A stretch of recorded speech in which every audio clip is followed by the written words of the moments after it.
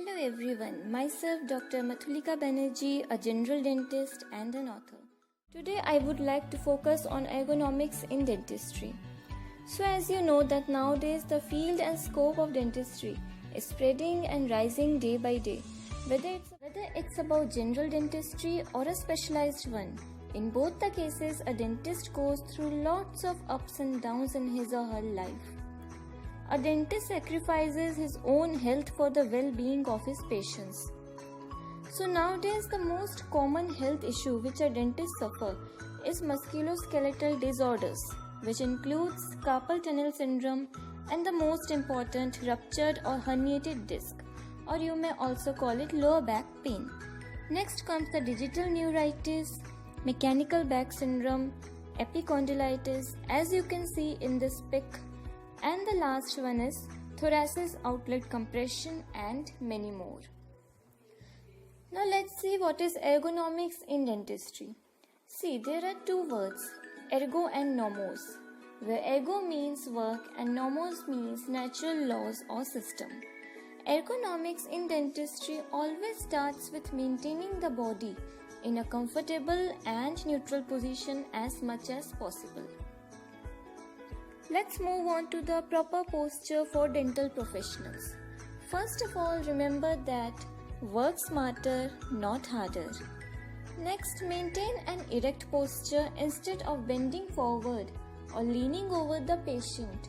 And yes, bending over the patient is mostly done by the interns or dental students, so please try to avoid it. Sit rather than stand for all the clinical procedures. Work as close to the patient as possible to minimize the need to overextend the arms or back.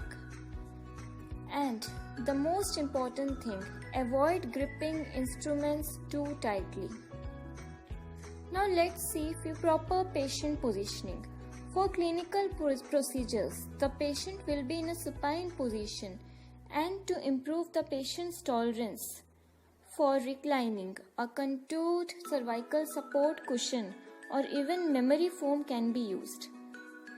For upper arch or maxilla, the occlusal plane should be tilted at least 15 to 20 degrees from the vertical plane, whereas for the mandible or the lower arch, the occlusal plane should be tilted about 30 degrees from the horizontal plane. Now moving on to the selection of operator's tools. See, from an ergonomic standpoint, the operator's tool is the most important chair in your clinic or treatment room. The main goal of it is to promote mobility and patient access and to accommodate different body sizes. What you should look for in an operator's tool are the stability, adjustable lumbar support, seat height adjustment, adjustable footrest, adjustable wrap around body support or arm support. Now what are the types of operator's tools? See, this includes traditional tools which every dentist uses nowadays in a day-to-day life. And then come the saddle style, Patterson, Brewer, hybrid and Bajon ergonomic saddle tools. So what are the benefits of these tools? Yes, it provides a balanced posture. Moving the stool is easier since it utilizes the larger thigh muscles instead of the calf muscles.